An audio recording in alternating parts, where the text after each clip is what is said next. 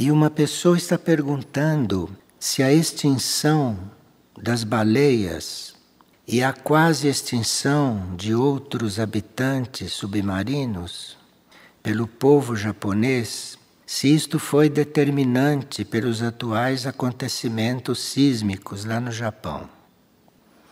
Bem, nós estamos preparando um estudo mais completo sobre as baleias, sobre o papel das baleias aqui nesse planeta e sobre a forma como nós lidamos com a vida intraoceânica. Enquanto nós formos predadores, como somos, dos oceanos, nós continuaremos a desconhecer a vida intraoceânica. Nós sabemos que em outras dimensões existem civilizações intraoceânicas. E sabemos também que alguns de nós podem ser endereçados para a vida intraoceânica, para as civilizações intraoceânicas a uma certa altura. Mas isto tudo permanece um mistério, porque nós não temos ideia de como lidar com a vida intraoceânica. E o que estão fazendo com as baleias, dizimando as baleias, é realmente muito grave, porque o equilíbrio do eixo magnético da Terra depende da quantidade de baleias existente nos mares. De forma que a humanidade continua a lidar com as coisas que não conhece de forma totalmente inconsciente. E claro que o planeta, que é uma vida, não? O planeta não é uma esfera física girando no espaço. O planeta é uma vida, o planeta é um ser. O planeta é conduzido por um logos planetário, que é um ser de evolução supra-humana. E por isso ele é a vida do planeta. E claro que, segundo o que se passa em certas regiões do planeta, ali a natureza pode reagir mais ou menos. Agora, o que aconteceu naquela nação, o que aconteceu foi um princípio de uma purificação global. E esse princípio foi bastante significativo e, neste momento, nós teríamos que ajudar com os nossos grupos de oração, não? Para que aquele karma seja um pouquinho liberado.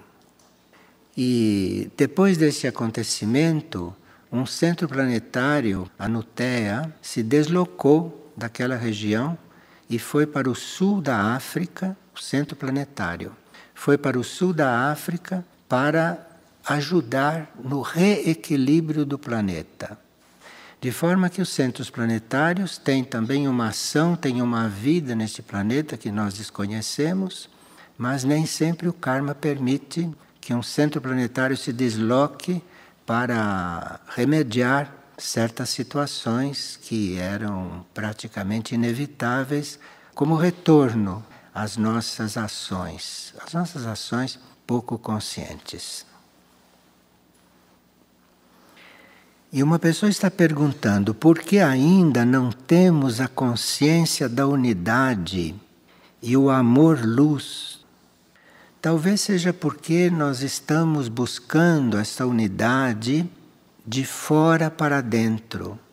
Talvez a gente esteja procurando esta maior unidade nas coisas externas, procurando fazer isto fora, socialmente, comunitariamente. E não é assim que se faz as coisas. Se nós quisermos ter mais unidade, nós teremos que fazer isso dentro de nós, conosco.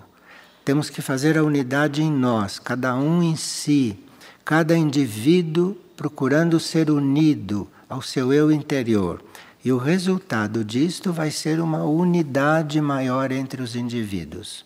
Então, se esta pessoa está com dificuldade em fazer esta unidade, esta consciência unitária, ele não deve estar preocupado em fazer isto fora de si. Ele faça isso dentro de si, ele com sua alma, ele com seu espírito, e esta união que vai sendo feita no interior dele vai refletindo no comportamento dele com os outros. E se cada um de nós fizer isto, então a nossa unidade vai ser muito maior. Com isto não quer dizer que nós não sejamos unidos entre nós, porque se não tivéssemos uma certa união entre nós, seria impossível, não é, levar avante esta obra que depende também da nossa colaboração. Mas sempre nós podemos ser melhores, de forma que, se já somos unidos, podemos ainda ser mais unidos quando estivermos buscando como prioridade a nossa união interna. Cada um que faz a união interna dentro de si vai conseguir ser mais unido com todos. Está claro isso, não é? Então não são dessas coisas que se fazem de fora para dentro, não. São coisas que se fazem de dentro para fora. E uma pessoa diz, às vezes se fala de coisas que guardamos no subconsciente e às vezes falamos de coisas que guardamos no nosso inconsciente. E qual é a diferença entre esses dois níveis? Que tipo de coisas guardamos em um e que tipo de coisas guardamos em outro? Bem, o que nós queremos dizer com subconsciente, nós queremos dizer aquela espécie de depósito que nós temos dentro de nós, onde as experiências desta encarnação vão ficando depositadas, subconscientes. Então, as experiências vão ficando depositadas no subconsciente. Isto no nosso modo de expressar. Agora, o inconsciente é um outro nível. O inconsciente é mais profundo do que o subconsciente. E lá no inconsciente estão as coisas das vidas passadas. Então são coisas bem escondidas, ou coisas bem sepultadas, ou coisas guardadas há muito mais tempo. Tanto assim que o que não se resolve no subconsciente desta vida, coisas mais recentes, isto vai sendo depositado no inconsciente. E uma coisa que nesta vida pode estar no subconsciente, se não for resolvida, no intervalo entre as encarnações ela desce para o inconsciente. E aí fica um problema bastante sério, bastante desconhecido, que a nossa memória não registrou para resolver numa próxima vida. Bem, isto era no tempo que nós íamos ter muitas encarnações. Hoje parece que nós não temos mais muitas encarnações pela frente, por causa dos ritmos em que os ciclos do planeta estão acontecendo. Poderemos estar passando para a vida intraterrena, para outras dimensões. Muitos de nós poderão ser encaminhados para outras áreas do sistema solar, outras áreas do universo. Isto faz parte de um juízo que está sendo colocado em movimento. E esses juízos que acontecem ciclicamente, esses juízos são muito necessários e muito importantes, porque em um juízo se dá como que um balanço na vida da humanidade e na vida dos reinos também que estão num planeta. Então, um planeta que passa por um juízo é um planeta que está fazendo uma seleção em tudo aquilo que é vivo dentro dele. Não só no reino humano, mas também no reino animal, no reino vegetal e no reino mineral. Agora, esta seleção não é no sentido de castigo, não. Esta seleção é no sentido de as vidas que não conseguem se resolver neste planeta são encaminhadas para outro lugar. Que, como disse Cristo, há muitas moradas na casa do meu Pai, não é? Não existe essa frase? Há muitas moradas na casa do meu Pai. Então nós temos um ciclo disponível para nos definirmos no sentido de que se vamos sintonizar com o ritmo de um planeta, por exemplo, ou se não nos sintonizamos com aquele ritmo. Então precisamos de uma outra morada. E podemos ir para uma morada mais evoluída, como podemos ir para uma morada menos evoluída. Então, nesses momentos, as coisas ficam depositadas no inconsciente ou no subconsciente, não? E assim por diante. Isto não deve ser confundido com outro tipo de memória, que é a memória causal. A memória causal é a memória do corpo da nossa alma. Não é a nossa memória como ser todo, é a memória do corpo da nossa alma. A nossa alma tem um corpo muito sutil, inconcebível para nós, de tão sutil, mas é um corpo, que se chama corpo causal. E todas as experiências positivas, todas as experiências evoluídas, todas as experiências avançadas que fazemos e que absorvemos, toda essa experiência fica depositada dentro do corpo da alma. Não se pode chamar isto de inconsciente nem de subconsciente. Isto tem um outro valor. Isso está num valor mais criativo, não está como num depósito.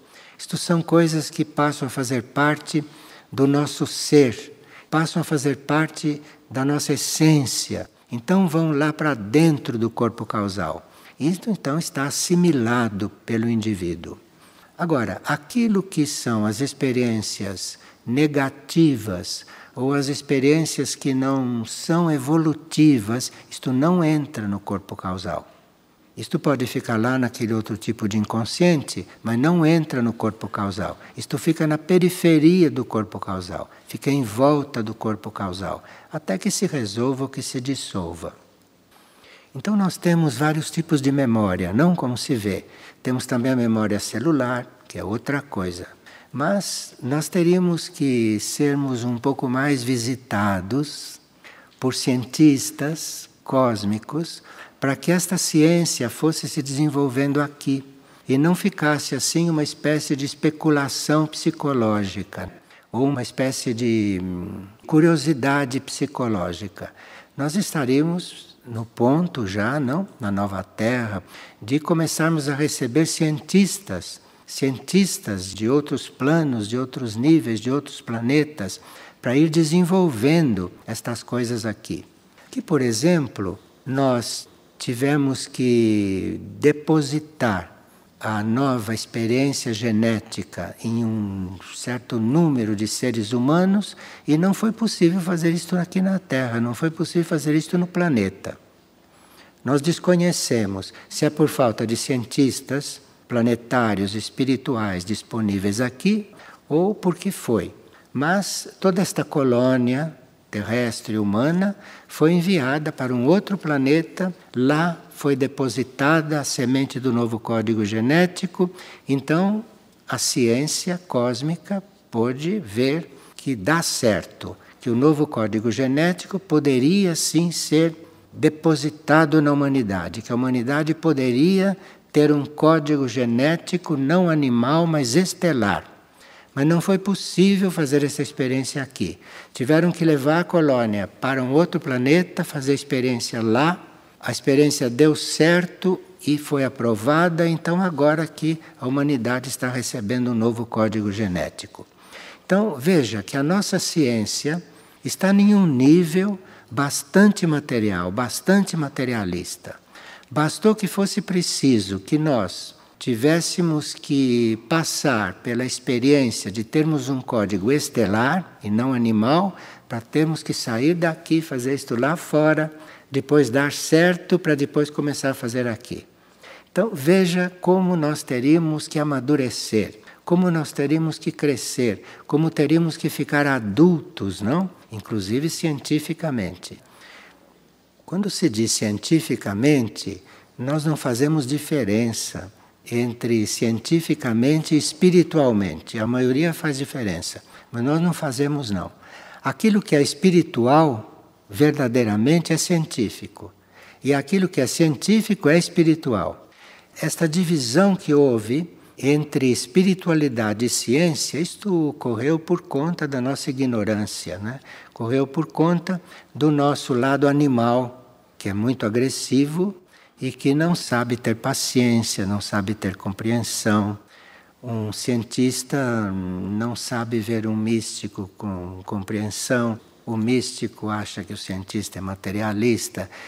Isto não é uma situação de todos, mas é uma situação da maioria. é uma situação planetária, não é? Há seres que não são assim, mas não chegam a transformar a humanidade. O que vai realmente transformar a humanidade não é a presença de um ou de outro, que é positivo e que é avançado. O que vai realmente transformar a humanidade é o novo código genético. Porque esta humanidade até agora trouxe um código genético retirado do reino animal. O nosso código foi retirado dos dinossauros, da pré-história. E agora o nosso novo código vem das estrelas, de forma que vai ser uma nova humanidade.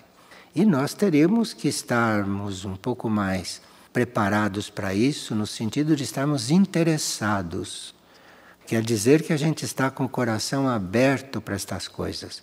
Quer dizer que nós estamos com a alma disposta, disponível para evoluir, não é? E aí se vai ver com quem se conta e com que se conta, com quantos seres se conta. Bem, essas coisas na vida terrestre de superfície são ignoradas de uma certa forma. Mas para os nossos irmãos de outras dimensões e de outras civilizações, os intraterrenos, por exemplo, para esses outros irmãos nossos, tudo isso está bem resolvido. Tudo isso está bem resolvido.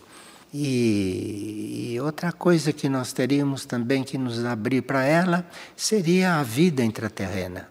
Seriam esses irmãos nossos que estão em outras dimensões internas da Terra. E aí se perguntará, mas por que eles não aparecem? Por que eles não vêm nos ensinar? Sim, eles nos ensinam, mas não precisam vir aqui porque eles têm uma onipresença um pouco mais desenvolvida do que a nossa. Então eles não precisam fazer uma viagem até aqui, mesmo porque não são materiais, não são físicos, seria impossível isso. Mas estão aqui no meio de nós, estão aqui no meio de nós vibrando, estão aqui no meio de nós dando impulso, estimulando, não é? E nas outras dimensões estão até se comunicando conosco. Nós em outros níveis, em outros planos de vida, por exemplo, no nosso nível monádico, ali podemos estar em contato com os intraterrenos, porque eles também têm mônada, não? E estaremos ali em contato com os intraterrenos. Mas precisaríamos que nós tivéssemos um pouco mais de interesse pelo invisível, precisaria que tivéssemos mais amor pelo desconhecido, precisaria que estivéssemos estudando e pesquisando mais na direção do mistério, na direção do insondável. Enfim, nós teríamos que deixar de ser óbvios, teríamos que deixar de ser comuns, normais, óbvios, mas estarmos interessados em coisas que não são óbvias, em coisas que são misteriosas, coisas que são desconhecidas, coisas que a maioria não sabe.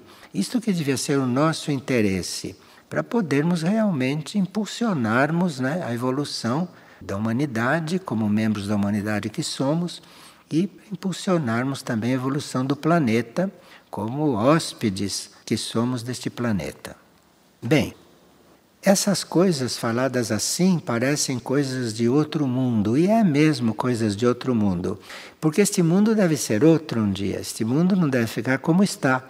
Então as coisas de outros mundos vão começar a chegar, para começar a penetrar aqui, para começar a nos tentar, começar a nos abrir os olhos. São mesmo coisas de outro mundo, no sentido científico e no sentido espiritual.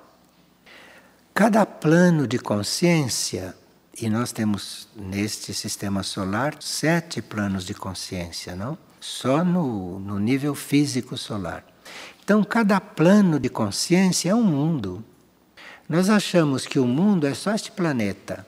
No sistema solar, que os mundos são os planetas. Sim, os mundos são planetas físicos também, mas cada nível de consciência é um mundo. E há níveis de consciência onde os mundos não são físicos. Nós não sabemos quantos mundos tem nesse sistema solar. Não sabemos quantas civilizações tem num planeta, porque estão em diferentes dimensões, estão em diferentes planos de consciência. E nós teríamos que ter um pouquinho mais de amor pelo desconhecido e não sermos educados como somos de entrar para o óbvio. A nossa educação quer que a gente seja como todo mundo é. E se a gente não é como todo mundo é, isto fica meio esquisito. Esta é a nossa educação. Quando a nossa educação devia ser no sentido de nos interessar pelo desconhecido, porque o que já é conhecido está aí, é óbvio, não tem mais nada o que fazer com isto. Isto já foi explorado, já está realizado até um certo ponto.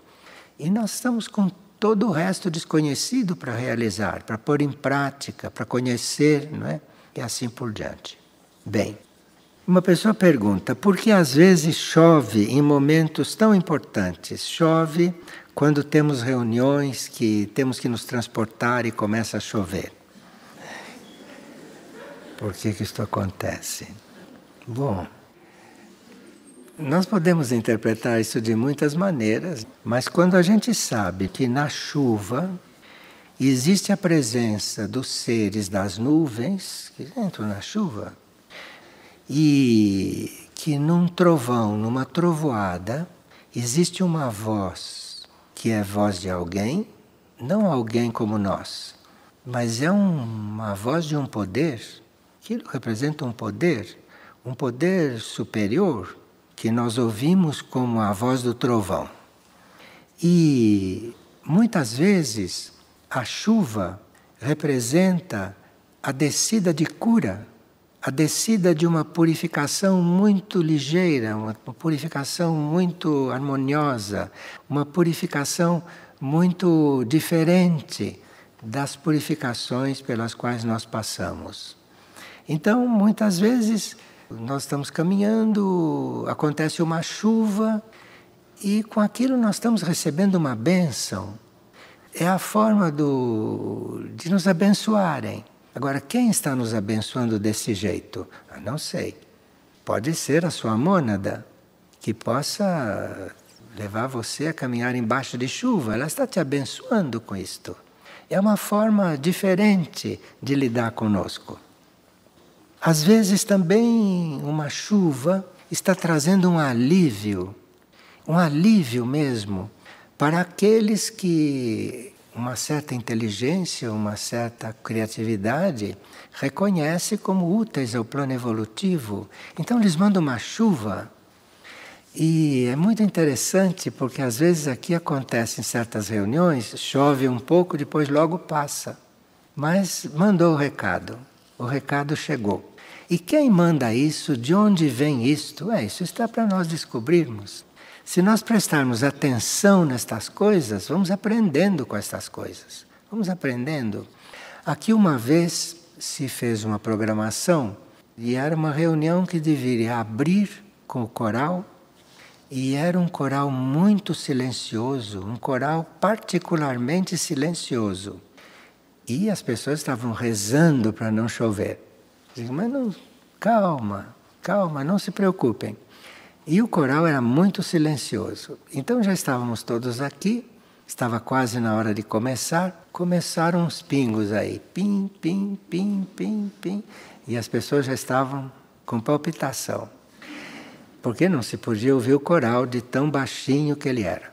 Mas aí caíram uns pinguinhos assim. Depois eles criaram coragem, mandaram um pouquinho mais de água, para que todo mundo visse que estava chovendo. Alguns compreenderam o recado. Estamos abençoados, estamos sendo abençoados. Tudo vai bem. Aí parou a chuva e o coral começou no completo silêncio. Veio só para nos abençoar. Veio só para nos trazer esta bênção concretamente. Já que a gente não percebe quem pode estar nos abençoando aqui, então a chuva veio e fez esse trabalho. A vida é única. Então, de repente, um membro da hierarquia pode nos mandar uma bênção e manda através de uma chuva, de uma pancada de chuva. É uma bênção isto. Não é nada que atrapalhe, não. Nós estávamos vendo hoje de manhã que podíamos reconhecer no trabalho e na atuação de seres evoluídos. Então, gostaríamos de lembrar que a Ordem Graça e Misericórdia, esta ordem que reencarnou agora, sempre foi a mesma, mas ela toma aspectos diferentes no decorrer dos tempos. E agora reencarnou como uma ordem ecumênica. E quando reencarnou como uma ordem ecumênica, nos disseram bem claramente que fôssemos realmente ecumênicos, não? E não dessemos o nome de uma ordem ecumênica àquilo que separava todas as fés, separava todas as doutrinas, separava então tudo aquilo que era a cultura espiritual. Então nós percebemos que à medida que íamos recebendo as instruções, que íamos recebendo as orientações, nós percebemos que havia indícios, sementes de várias ordens do passado. De várias ordens do passado. Como, por exemplo, nós vimos que teríamos que fazer um voto de pobreza, mas esta pobreza vista como uma ausência de ego, vista como uma predominância da alma, e não toda essa riqueza do ego, essa riqueza de ambição, isso tudo que é do ego. E essa pobreza nos foi apresentada como uma coisa que deveria ter sido muito mais desenvolvida na ordem franciscana. Porque vocês sabem como são as ordens, quando se fundam as ordens, aquilo se faz parte de uma estrutura, aquilo se adapta um pouco à estrutura. Então, por exemplo, uma semente franciscana, que é uma semente de pobreza, acabou no Vaticano. De forma que é preciso que o franciscanismo reencarne, reapareça, mas tendo a possibilidade de ser uma pobreza verdadeira, não uma pobreza de aparência, não uma pobreza que queira mostrar como coisa material. Então, esta pobreza, esta coisa franciscana, isto deveria estar na nossa vida, né? Na nossa vida. Só que pobreza não é a gente andar com o sapato todo rasgado, não, isso não é pobreza, a gente não ter o que comer, isto não é pobreza, isto é miséria, isto é outra coisa, isso são coisas kármicas, miseráveis, mas não pobreza. A pobreza é um equilíbrio, a pobreza é você não abusar das coisas, a pobreza é você não usar mais do que precisa, a pobreza é você saber medir tudo. Seríamos verdadeiramente pobres se não puséssemos mais nenhum grão de arroz na boca depois de termos comido o suficiente. Então, é um conceito de pobreza, é uma visão da pobreza, e assim com tudo, pobreza de palavras, pobreza de gestos, pobreza de pensamentos. Não quer dizer que não se pense, que não se faça gesto, não quer dizer isto. Quer dizer que você faz o que é necessário. E dentro do necessário, procure fazer um pouco menos. Dentro do necessário, procure fazer um pouco menos para deixar que os outros que não fazem, façam mais um pouco. É uma pobreza que necessita de um pouco de reflexão, necessita de um pouco de exame de consciência, não? Para nós, antes de adormecermos, antes de irmos dormir, façamos um exame de consciência. Aonde é que hoje eu fui pobre? Fica procurando, onde é que eu fui pobre? Onde é que eu fui pobre? Custa encontrar, hein? Onde é que eu fui pobre? Onde é que eu fui pobre? Aqui eu fui pobre? Não, aqui não fui pobre. Não fui pobre porque eu falei 2, 3 frases a mais. Eu devia ter ficado quieto antes. Falei demais. Não fui pobre. Então, isto seria a pobreza. Agora, obediência. Obediência que veio, foi muito conhecido e público, não? Porque São Bento, Bento de Núrcia, fez uma regra na qual a obediência era uma coluna importantíssima, a obediência. E São Bento, na regra, disse várias coisas. Então formou-se a Ordem Beneditina, e hoje há milhares de beneditinos na superfície da Terra, mas não sei se são obedientes. Se são obedientes, não sei. Eu estive já entre eles, certas coisas obedeciam e outras não. E outras não. Comiam as suas coxinhas de frango, as suas asinhas de frango, isso não é obediência, porque afinal não matar, não é? Não matar é válido para um frango também, né? Não matar é não matar. Então você tem aquele mandamento não matar e senta na mesa e come as asinhas de frango. Então é obediência. Isto tudo tem que ser restaurado, isto tudo tem que ser reapresentado e tem que alguém viver isto.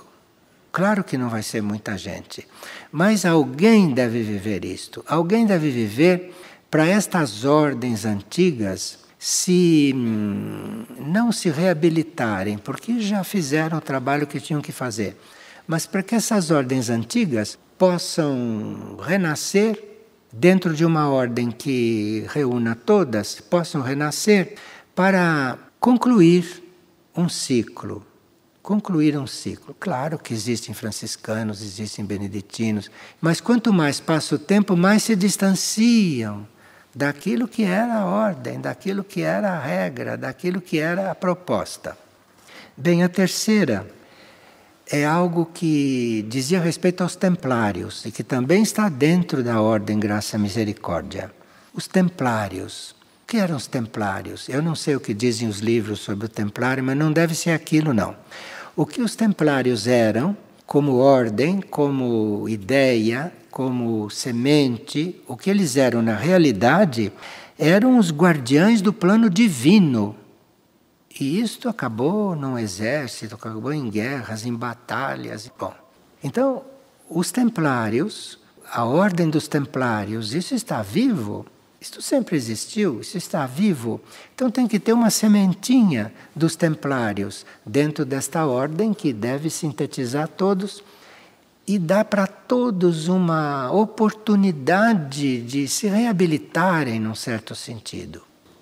Depois, houve também a ordem dos carmelitas, não do Carmelo, que propunha austeridade. Propunha austeridade. E o Carmelo evoluiu muito, a ordem do Carmelo tornou-se riquíssima, uma das ordens mais ricas. Uma ordem onde as matronas, as abadesas, matronas, chegavam e recebiam as pessoas e acho que serviam seus coquetéisinhos de uma outra forma. Não, eu sei dizer que um dia Teresa encarnou aquilo que a Teresa encarnou e disse basta. E aí reformou o Carmelo. Reformou o Carmelo, mas talvez o Carmelo já esteja precisando de novo de reforma, porque tudo que você entrega na mão dos seres humanos vai se transformando. Vai se transformando, mas nem sempre para melhor. Então nós temos aqui dentro da Ordem Graça e Misericórdia também esse lado carmelita, de ação abnegada, né? Mas principalmente de austeridade. E que nós nem sempre somos tão austeros. E aí precisaria nos nossos exames de consciência ver também onde não estamos sendo austeros, né? Onde estamos sendo um pouquinho menos austeros, né? Que estamos um pouco brincalhões, que estamos um pouco faladores, não sei. Precisa fazer exame de consciência. Agora, temos também uma parte que foi muito conhecida entre os jesuítas. Jesuítas, não? Que vocês sabem que jesuítas tinham na tarefa, na ordem jesuíta, autêntica, real, pura, tinha a tarefa de universalizar a mensagem de Deus. Universalizar. E aí se envolveram com os colonizadores e universalizaram, né? Trouxeram a mensagem de Deus, mas um pouco misturada com certas coisas. Mas os jesuítas, não, com essa necessidade de universalizar a mensagem, também foram colocados dentro da Ordem Graça e Misericórdia. E dentro da Ordem Graça e Misericórdia também colocou-se aquela presença, não? dos lamas tibetanos, porque não foi só as religiões cristãs, também tem as religiões orientais lá dentro. E esses lamas tibetanos, essas lamazerias, essas religiões orientais, não? Tibetanas exatamente, estão presentes nesta tendência para nós transcendermos a matéria. Isso é típico, não dos lamas tibetanos. Então isso está dentro da Ordem Graça e Misericórdia. E também nós ficamos muito agraciados, nos sentimos muito agraciados mesmo, de termos também uma certa energia essênia dentro da Ordem. Porque os essênios surgiram a um certo momento, ninguém sabe de onde eles vieram, e desapareceram.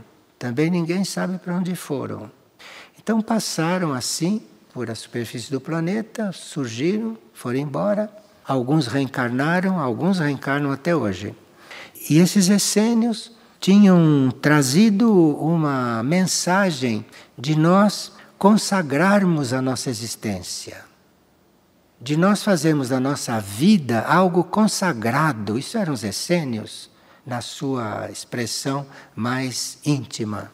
E isto também veio dentro da ordem, de nós nos consagrarmos. Tanto assim que os monges, os membros dos monastérios, a uma certa altura se consagram. Isso vem dos essênios. Isso se consagram, isto é, consagram a sua vida, doam a sua existência, consagram a sua vida, por exemplo, a orar, ou consagram a sua vida a curar, ou consagram a sua vida a emanarem uma certa irradiação, uma certa postura.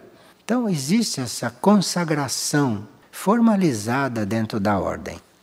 Agora, tudo isso teria que ser por nós vivido. Aqui que é o problema, é viver as coisas.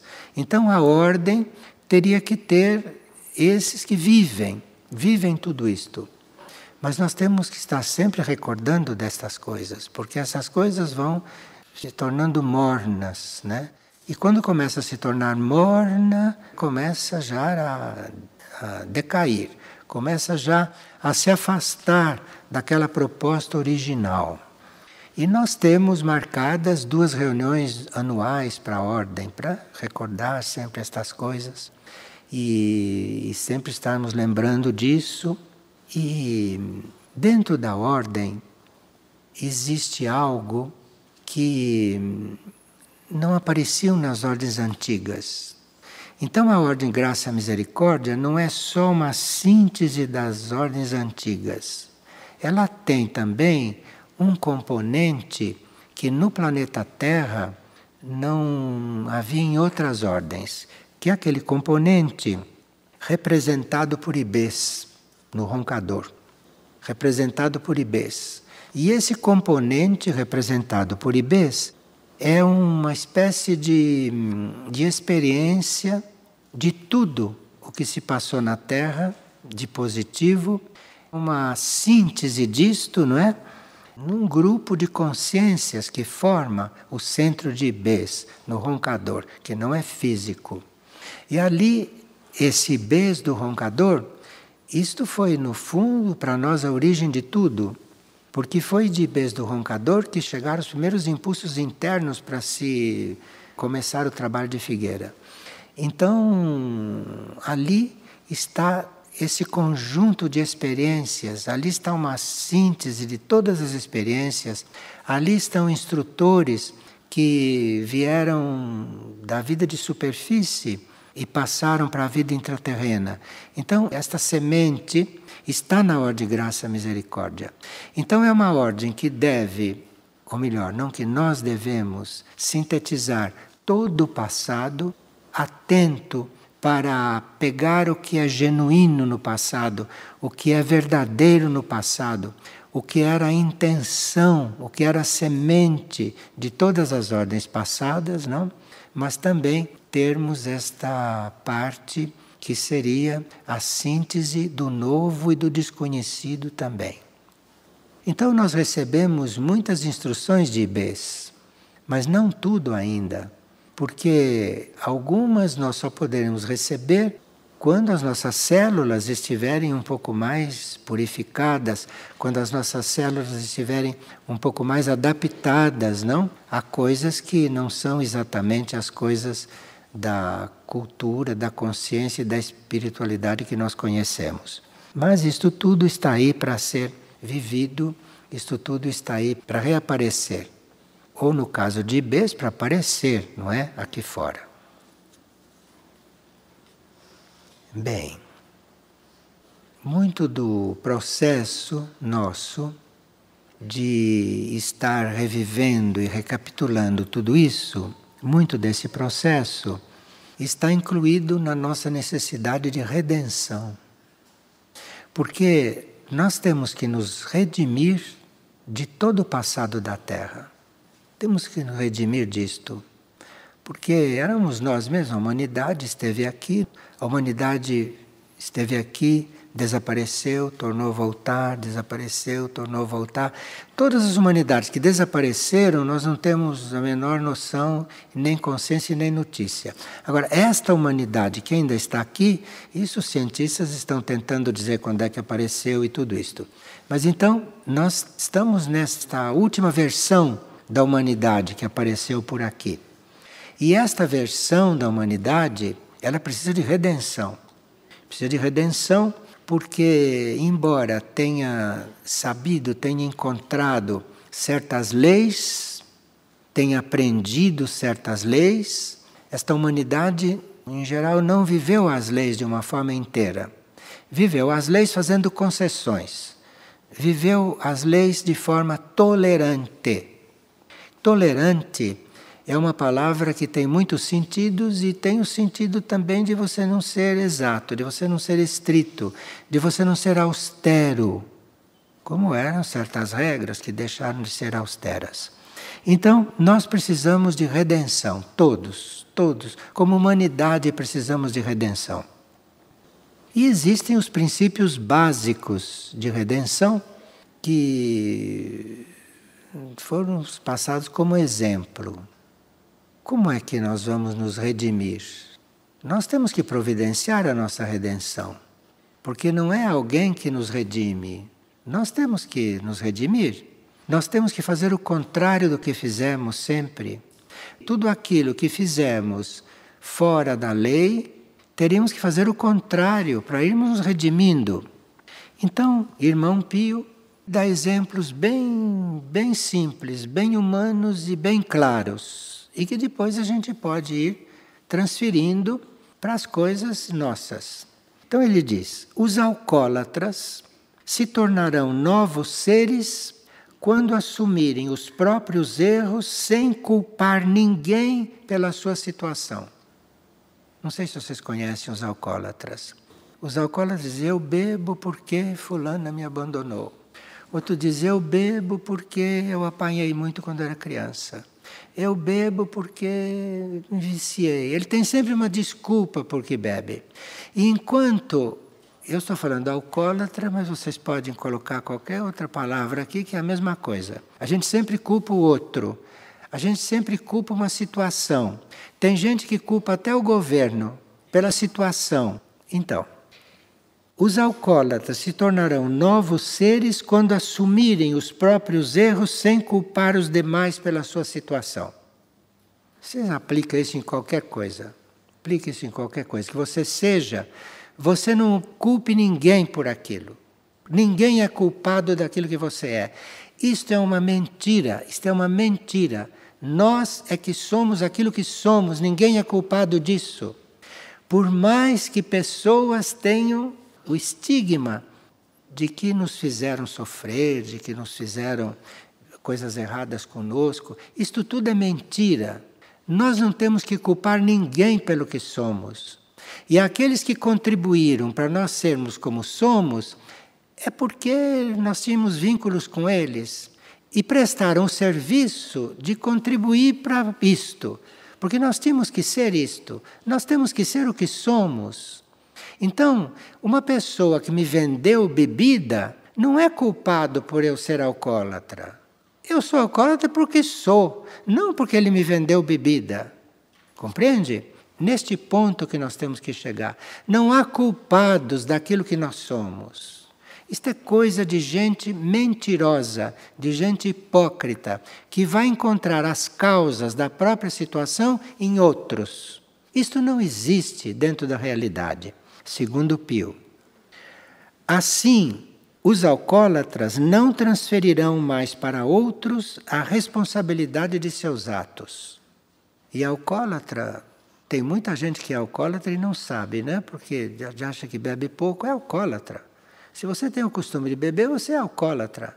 Você não é alcoólatra de cair, mas você é alcoólatra. Você vai procurar o álcool, você é alcoólatra. Os drogados. Os drogados se tornarão novos seres quando o mecanismo do seu cérebro se reverter e encontrar a direção oposta à dos atos cometidos. Aqui, para um drogado, é um pouco mais complicado, porque nos alcoólatras eles têm que assumir os próprios erros e com isto ele já vai beber menos, porque ele assumiu, então ele já está se sentindo responsável. Não foi a educação que ele recebeu, nem a propaganda de uísque que ele viu. Ele bebeu porque bebeu, ele assumiu isto. Então, isto aqui vai mais rápido. Agora, o drogado é um pouquinho diferente, porque o drogado mexeu com o seu sistema cerebral um pouco mais do que o alcoólatra. Mexeu. E o drogado, então, tem que todos os atos que ele fez depois que se drogou, ele teria que reverter isto tudo. Ele teria que inteligentemente fazer os atos contrários para ir revertendo e para ir descondicionando o cérebro disto tudo. Mas ele pode se tornar um novo ser. Quem é que disse que um drogado está perdido? Quem disse isto? Se ele reverter o sistema dele, cerebral, ele volta ao normal. O problema é ele reverter. Agora, precisa que ele faça o contrário do que fez nesta vida de drogado. Por exemplo, se um drogado foi um organizador de ações maléficas, ele deve se colocar como organizador de coisas benéficas. Não adianta estar discutindo. Se ele, como drogado, fez e aconteceu, ele tem que fazer e acontecer coisas benéficas, até que isso se reverta. E ele pode se tornar um novo ser. Em verdade, o ser é reconduzido para a sua tarefa de origem quando ainda estava iluminado pela presença que o gerou, Criador. Enfim, todos esses têm que voltar a ser como eram e fazer coisas que sejam opostas, que sejam o contrário do que o levou a esta situação. Não há problema nenhum de você ter feito o que tiver feito, não tem problema. Você comece a fazer o contrário, conscientemente, que você vai ser um novo ser. Se você foi um usuário de substâncias químicas nocivas, deverá estar ingerindo e distribuindo alimentos e substâncias benéficas aos corpos dos demais. Se você foi um ladrão, deverá trabalhar e distribuir o resultado do seu trabalho aos que mais necessitam. Acabou, desaparece o ladrão virou outro ser com isso. Eu vou reler essa do ladrão, porque todos nós temos um pouco de ladrão, não é? Nós não roubamos o tempo dos outros? Você não rouba o tempo dos outros? Se foi um ladrão, deverá trabalhar e distribuir o resultado do trabalho aos que mais necessitam. Se você for ladrão, você vai ter que trabalhar e distribuir o produto do trabalho. Não ficar com o produto do trabalho, senão você continua ladrão. Você não se torna um novo ser. Por você deixar de roubar e ficar bonzinho, isto você por aí não vai ser um novo ser. Você vai trabalhar e vai dar todo o fruto do trabalho que você necessita para os outros. Aí sim você vai deixar de ser ladrão, lá dentro. Mas se não, é sempre ladrão que se converteu. Você se converter é uma coisa, você ser outro ser é outra. Nós estamos aqui falando de sermos outros seres, não de sermos convertidos. Nós estamos falando de sermos outros seres, que é o que precisa. Não vai ser uma nova terra? Não vai ser uma nova humanidade? O que nós vamos fazer numa terra nova? O que vamos fazer dentro de uma nova humanidade? Temos que ser outros. Se você foi um viciado em sexo e nas diversas formas de luxúria, deverá constituir família ou, em casos de reversão mais abençoados, consagrarem-se ao serviço ou à vida de celibato. Quer dizer, aqueles que abusaram do sexo e que não conseguiram controlar isto, nos casos mais difíceis, vão constituir família. E vai fazer uma mudança. Agora, nos casos de reversão mais abençoados, esses vão se consagrar ao serviço ou à vida de celibato. Então, quem está nessa linha de ser redimido por mau uso da energia sexual, tem essa parte mais suave, que é criar família. E ser um bom chefe de família. Muda. Mas o que muda mesmo é o contrário. É você ser celibato. Se o ser foi um matador, deverá gerar vida nos corpos dos demais, de todos os reinos. Isto é, se você matou, não basta você parar de matar. Você vai ter que gerar vida nos corpos dos demais. Você vai ter que ajudar os seres a se manterem vivos. Você tem que ajudar os seres a terem vida. Neste ponto, não só dos seus irmãos humanos, mas dos reinos também. Aqui, quem matou, quem foi matador, ou quem é matador, e quiser ser outro, vai ter que gerar vida nos seres humanos, nos seres animais, nos seres vegetais, nos seres minerais, porque os minerais também têm vida.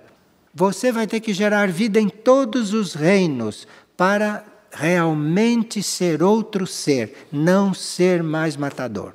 Está claro isso, não? Eu acho que já está claro.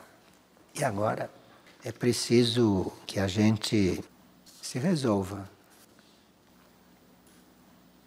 Agora aqui termina assim. E antes de tudo, orar.